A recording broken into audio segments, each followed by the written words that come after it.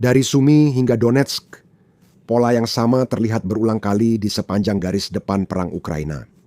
Pasukan Rusia menyerang. Ukraina berhasil menggagalkan sebagian besar serangan dengan artileri, mortir, dan drone yang menghancurkan target Rusia di jalur mereka. Ini pola buruk bagi Rusia dan akan makin parah. Ukraina mengumumkan strategi baru untuk menewaskan 50.000 tentara Rusia per bulan demi mengakhiri perang. Menurut Menteri Pertahanan Ukraina baru, Mikhail Fedorov, ia langsung bertindak tanpa membuang waktu. Ia menyebut dua tujuan utama untuk militer Ukraina di tahun ke-26. Manajemen yang lebih baik sebagai tujuan pertama, dan akan segera dijelaskan artinya bagi tentara Ukraina. Namun tujuan kedua yang paling menarik adalah itu. Fedorov ingin operator drone Ukraina bertambah agar bisa menewaskan ribuan tentara Rusia tiap bulan.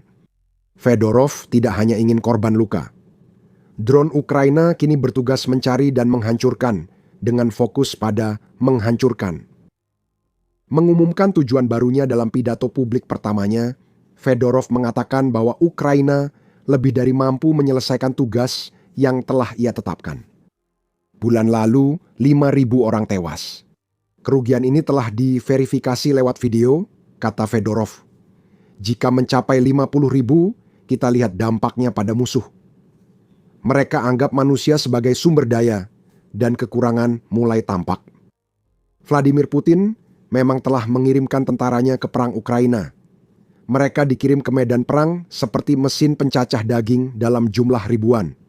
Dan Ukraina membunuh mereka begitu cepat, sehingga para perekrut Rusia hampir tidak bisa mengimbangi. Ini soal eskalasi dan menunjukkan ke Rusia bahwa Ukraina masih terus membangun pasukan drone paling kuat dan serbaguna. Bahkan, ini baru saja dimulai. Menurut Kiev Post, Fedorov memiliki tujuan akhir yang sangat spesifik dalam pikirannya untuk meningkatkan jumlah kematian Rusia di medan perang Ukraina ini. Dia ingin memaksa Putin mengambil keputusan. Menurut Fedorov, Putin hanya akan mau dan serius berunding jika terpaksa.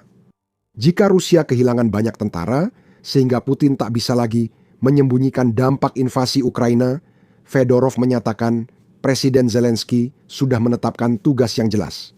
Membangun sistem untuk menghentikan musuh di udara dan darat, serta memperkuat serangan asimetris, siber, dan ekonomi terhadap musuh. Jika biaya perang terlalu tinggi bagi Rusia hingga tak sanggup menanggungnya, mereka akan dipaksa berdamai dengan kekuatan, klaim Fedorov. Ini tentang pengikisan, tentang membuat Rusia berdarah sampai kering sehingga tidak peduli seberapa keras Putin mencoba memeras batu yang telah menjadi negaranya. Tidak ada yang akan keluar, baik uang, sumber daya, maupun prajurit yang dikirimnya ke kematian tiap hari. Menghadapi tembok drone Ukraina yang kuat, Fedorov ingin menyampaikan pesan jelas ke Putin. Menteri Pertahanan Ukraina yang baru datang dan tidak akan berkompromi.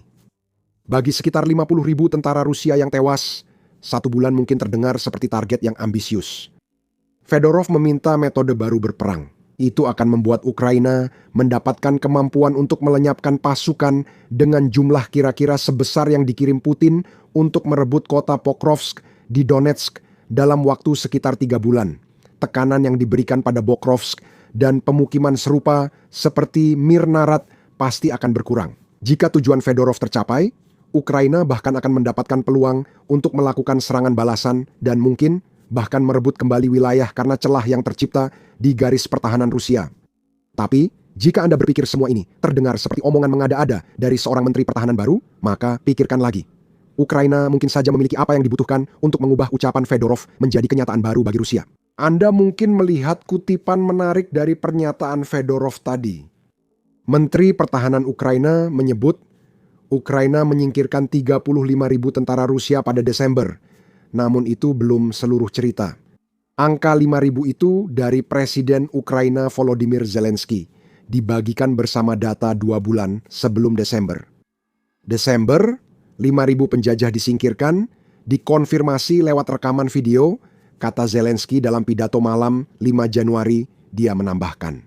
30.000 Oktober, 26.000 penjajah disingkirkan. Bisakah Anda melihat pola dalam angka ini? Selama 3 bulan berturut-turut, jumlah korban Ukraina naik.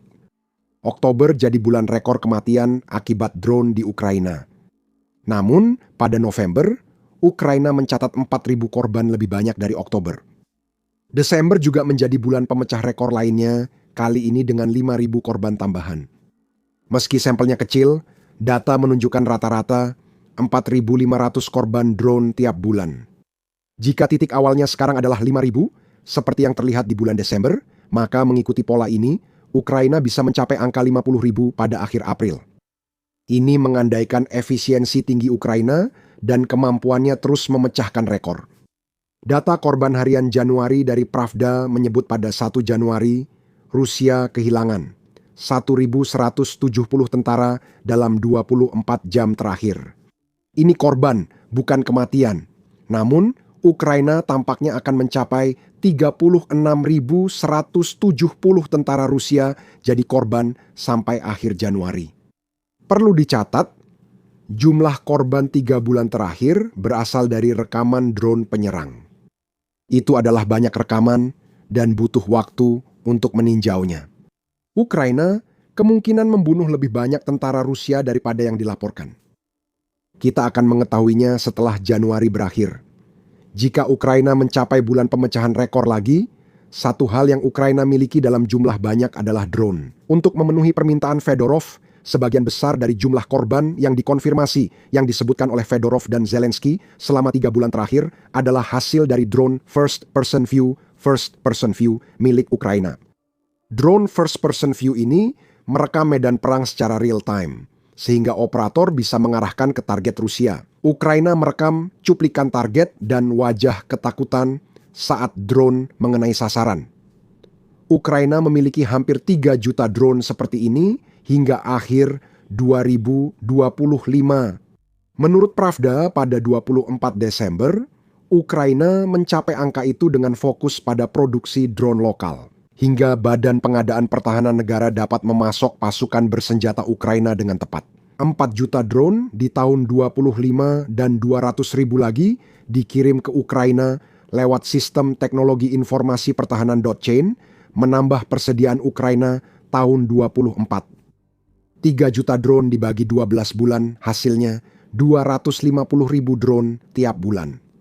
Selama Ukraina masih punya operator, target Fedorov 1.000 kematian Rusia per bulan bisa tercapai dengan drone yang ada. Ukraina juga akan menambah persediaannya untuk membuat zona maut yang sudah dipenuhi drone menjadi sangat berbahaya, sehingga tentara Rusia akan berjalan menuju kematian yang hampir pasti setiap kali mereka mencoba melancarkan serangan.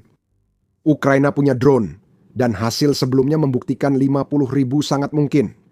Namun, Fedorov tidak sekadar memberi perintah dan berharap langsung dilaksanakan. Itu hal yang biasa dilakukan Putin, dan kita sudah sering melihat dampaknya bagi militer Rusia.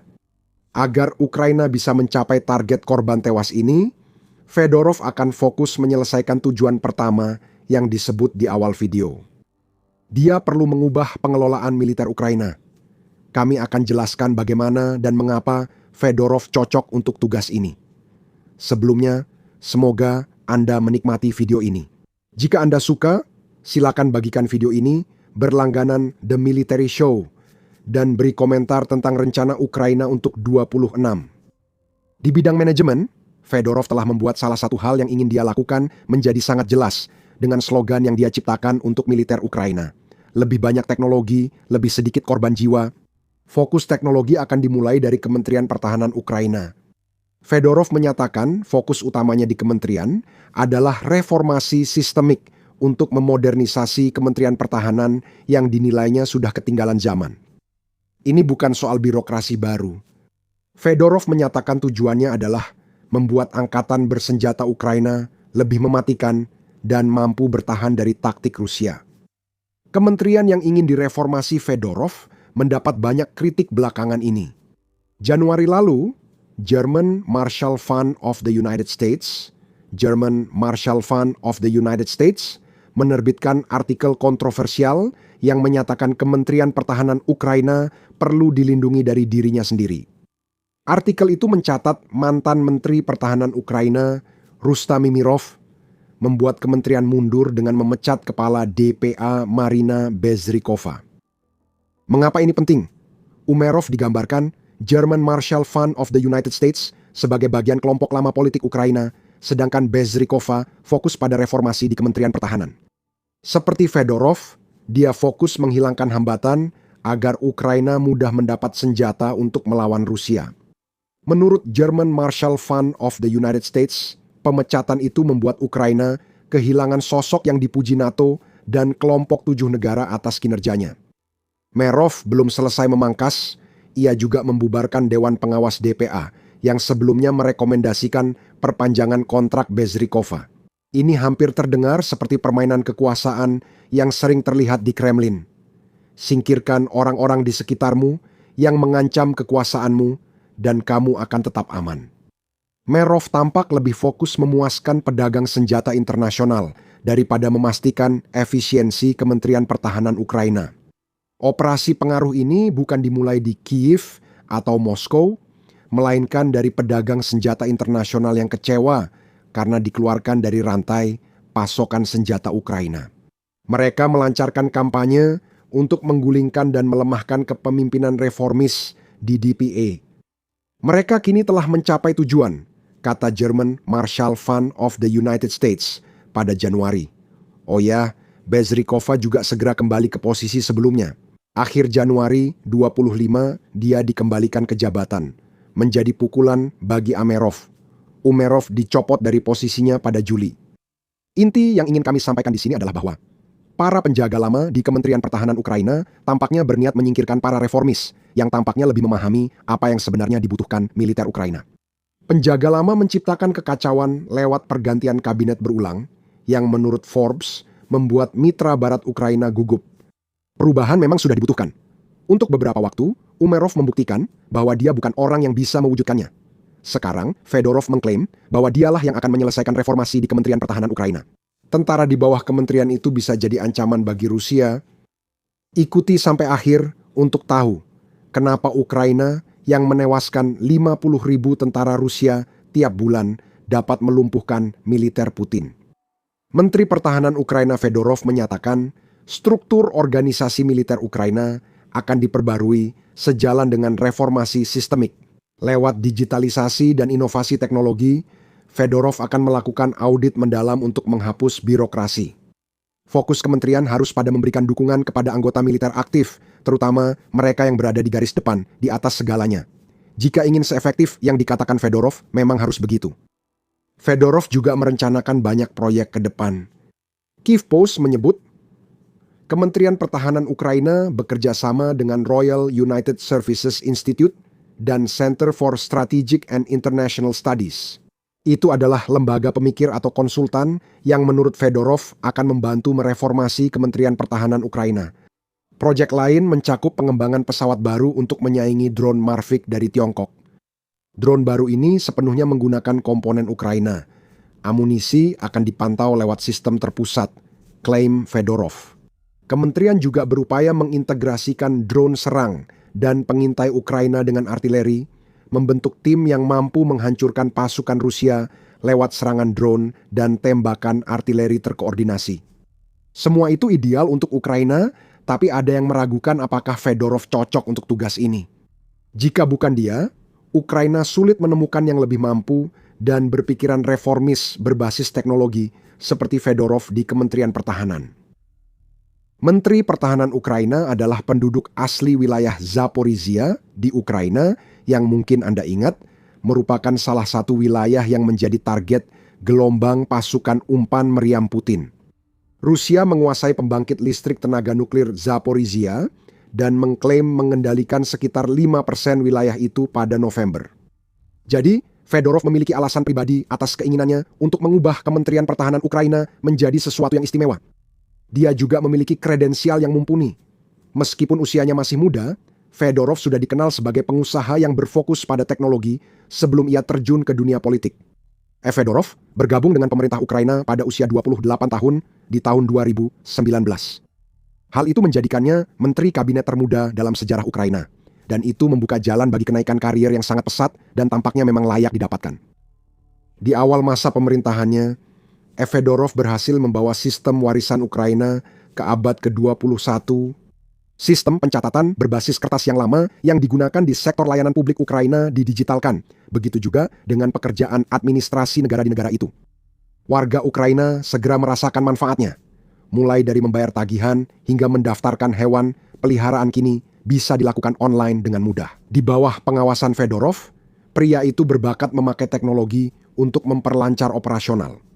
Hal ini seharusnya membuat Rusia takut karena kini fokusnya membantu militer Ukraina membunuh 50.000 tentara Putin tiap bulan. Kamu bisa berargumen, Fedorov telah membuktikan diri unggul dalam mendesovietisasi sistem. Banyak proses negara yang didigitalisasi merupakan warisan Ukraina dari era Uni Soviet.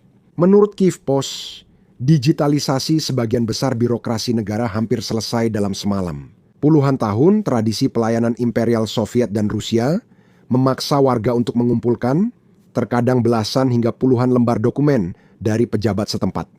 Mereka bisa meminta suap, dan warga harus antre lama untuk satu persetujuan pemerintah, kata media itu. Kata mereka, jika Anda ingat apa yang kami katakan sebelumnya tentang Umerov dan strateginya yang hampir mirip Rusia untuk mencoba mempertahankan kekuasaan, maka Fedorov tampaknya seperti seseorang yang bisa membawa angin segar ke dalam Kementerian Pertahanan yang masih dipengaruhi Soviet. Fedorov juga berperan besar dalam perluasan strategi berbasis drone Ukraina yang terus-menerus. Sejak invasi Putin, Menteri Pertahanan Ukraina memimpin Project Army of Drones. Dia juga pencetus sistem poin yang digunakan Ukraina untuk memberi penghargaan operator drone atas jumlah musuh yang dikalahkan. War on the Rocks melaporkan pada Januari bahwa operator mengunggah rekaman serangan mereka ke sistem Delta Ukraina. Setelah serangan diverifikasi, tentara mendapat poin untuk membeli drone dan perlengkapan baru di pasar Brave One Ukraina. Ini adalah gamifikasi tugas mengerikan. Operator drone Ukraina berhasil menyingkirkan lebih banyak tentara Rusia. Ukraina dapat mencatat serangan drone dan membagikan data seperti Rusia kehilangan 5.000 tentara pada Desember. Ukraina punya bukti berkat inisiatif Fedorov. Kini, Kementerian Pertahanan Ukraina dipimpin oleh pria berpengalaman yang sukses menciptakan teknologi yang merugikan Rusia dan meningkatkan efisiensi Ukraina. Rusia patut khawatir karena Fedorov tampaknya mampu mewujudkan target ambisius, yaitu 50.000 tentara. Rusia tewas per bulan.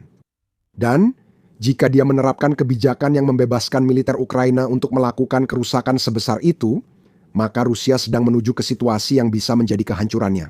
Untuk satu alasan utama, Rusia tidak akan mampu mengikuti laju kehilangan tentaranya. Target rekrutmen Rusia tahun 26 yang ambisius pun tidak akan mampu menahan besarnya kematian yang diinginkan Fedorov lewat reformasinya. Pada 7 Desember, Kyiv Independent melaporkan Kepala Intelijen Militer Ukraina Kirill Obudanov menyatakan Rusia berencana merekrut 409.000 tentara tahun ini.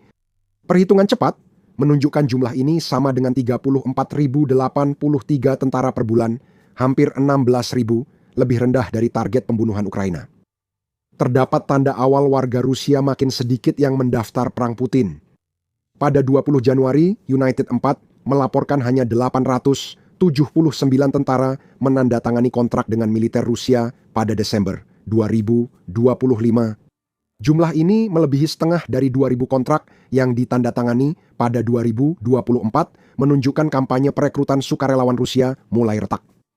Perekrutan kami gagal, hasilnya malah menurun, bukan naik 30-40% seperti yang diharapkan. Sudah jelas bagi siapapun bahwa jumlah perekrut semakin sedikit dan sama sekali tidak ada lonjakan, lapor United 4 Media mengutip sumber yang tidak disebutkan namanya. Meskipun perlu dicatat bahwa angka-angka ini berasal dari sumber yang mungkin tidak dapat diandalkan, hal ini menunjukkan bahwa ada sesuatu yang sangat salah dengan perekrutan militer Rusia. Apa yang kita lihat sekarang mungkin merupakan titik balik bagi sebagian besar perang Ukraina. Rusia selama ini mengandalkan jumlah besar untuk menghadapi inovasi Ukraina, namun kini mulai kesulitan merekrut sehingga keunggulan itu bisa segera berakhir. Reformasi baru segera terjadi di Kementerian Pertahanan Ukraina. Jika Ukraina bisa menyebabkan 50.000 korban jiwa per bulan, seperti harapan Fedorov, Rusia akan kesulitan mengirim tentara baru untuk menutupi kerugian itu. Ukraina hanya perlu bertahan cukup lama, sambil terus melemahkan Rusia dengan Kementerian Pertahanan di bawah Fedorov. Ukraina mungkin saja memiliki strategi di balik layar dan pengetahuan teknologi yang dibutuhkan untuk melakukannya. Negara ini tengah mentransformasi pertahanan udaranya yang baru saja menyelamatkan banyak nyawa dalam malam terbaik belakangan ini. Serangan udara terbaru Rusia gagal total. Detailnya ada di video kami. Jika Anda suka video ini, jangan lupa berlangganan The Military Show untuk update terbaru. Ukraina berusaha menghentikan Rusia. Terima kasih telah menonton.